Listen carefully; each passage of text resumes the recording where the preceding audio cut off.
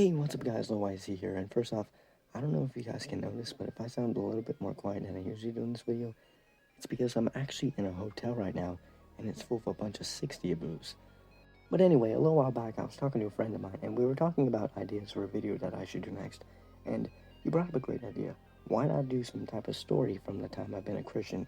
Now I thought to myself, I don't really have much to work with here. I mean, I've yet to crash a Kingdom Hall or duke it out with a Westboro Baptist Church member, or something along the lines of that. But I do have a bit of an interesting origin story to say the least. So sit back, relax, grab a snack, get comfy, and enjoy the epic, better yet the legend, of how Lil YC was born.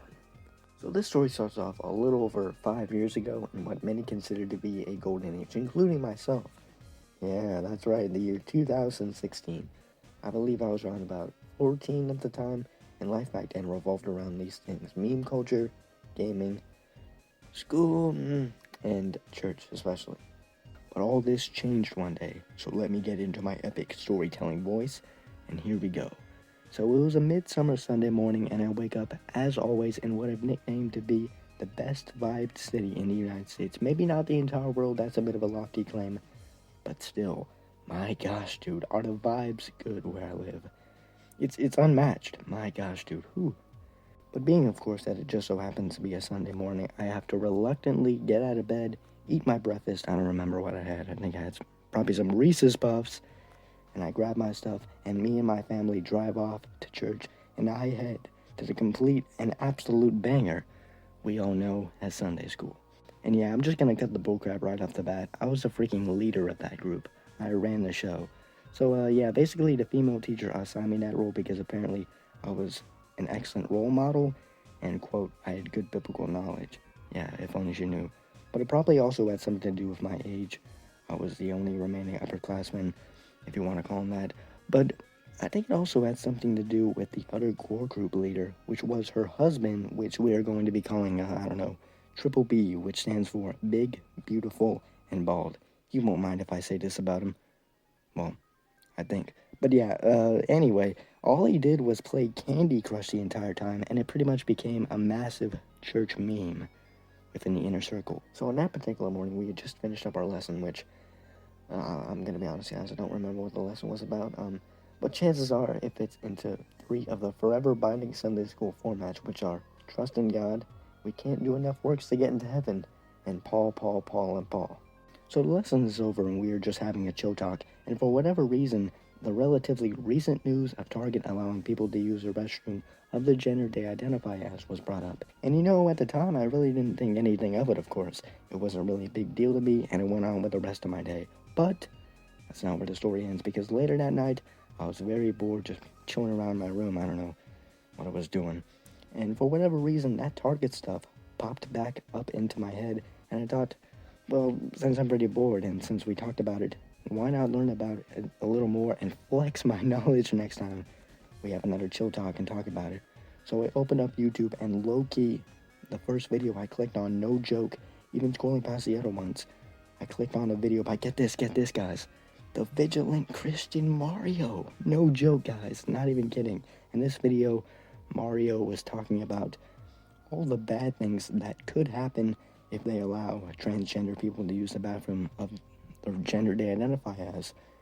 And throughout the video, he never directly says it, but he's implying throughout this video that there's some kind of anti-Christian sentiment against Christian values and the secret possible movement against Christians themselves in this wave of new reforms. And after I finished this video, I started checking out the rest of his channel, and later on that week, I started checking out some more videos by him. And because this was the middle of the summer, you bet I binged that crap. 1 to 2 hours a day at least. Low key. Like much more to me, but it's probably at least 1 or 2 hours a day. And all these videos are what we call truther videos. And if you don't know what truther videos are, they're basically all just exposing the alleged symbols of Freemasons and the Illuminati. I know it sounds crazy, but at the time it seemed plausible. And calling out their future plans and satanic agendas of persecuting Christians that they are all starting to put into place. Now, I'm not promoting this view at all. I definitely was more impressionable at the time, And there's definitely some drawbacks to promoting this type of stuff. It could really throw off people if you're evangelizing. But I'm not gonna lie, guys. I gotta owe the truther community. Moreover, Target themselves. Why do you think I named the title that? And I know it's hard to believe, guys, but these videos and this controversy legitimately helped revitalize my faith. I started watching more Bible study videos. I read the Bible Bore, of course. Also, and this is the only time in my life I've done this, I've stopped doing this, sadly. I probably need to start definitely getting back into doing this, but every morning I would pray. I'd pray the Lord's Prayer. That was an awesome thing to do every morning. And to think that this all came about because of this us against them mentality that comes with believing that the big bad elites are going to spring forth a dark, wicked age and a satanic agenda. So, because of this, I became a proud Christian, which would obviously lead me to want to be the best one that I can be. Plus, guys, don't you know the end times are probably in the next 5 years? So, that may have something to do with it. Just a little bit. Just a little bit. You gotta remember those Revelation verses when they start putting in the number of the beast chip into everyone's arm.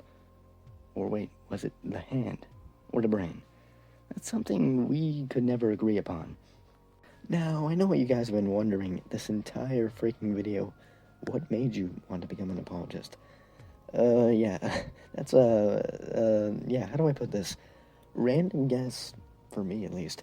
I guess since I started watching channels that responded to people like The Amazing Atheist, Jacqueline Glenn, Cult of Dusty, and freaking Onision. Cannot forget about Onision.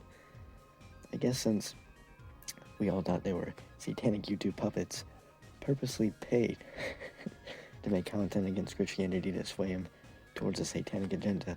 And because I like that style of video, and of course I wanted to have their audience be saved, I started looking up stuff like Christianity Debunked, Christianity is false, stuff like that. And late in the middle of the night, I would just respond to them by myself.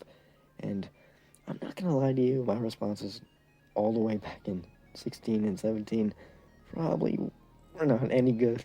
Let's be honest, let's just leave it at that.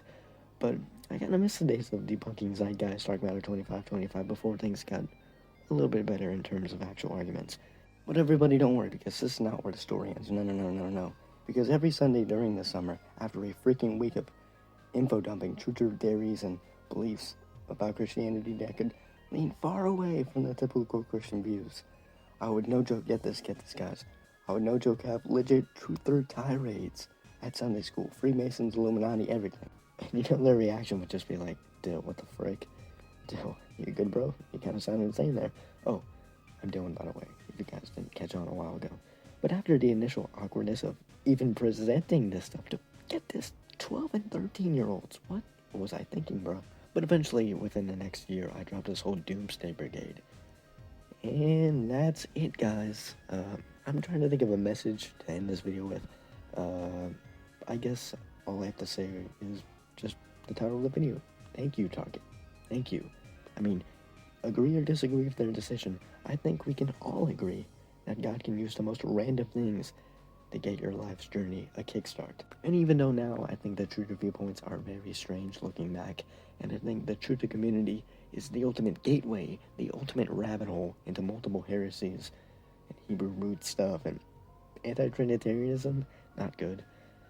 There is some truth to their claims, especially in the future. Don't at me on that. Do not at me on that. And that's it. So to all those who have stuck around this entire video, I just want to say I hope your day is going fantastic and terrific. And if you leave a like and a comment, you guys are simply awesome. So guys, this has been the story of how Lil Wisely basically came into existence. And freaking crap, that things escalate quickly. Peace out, guys.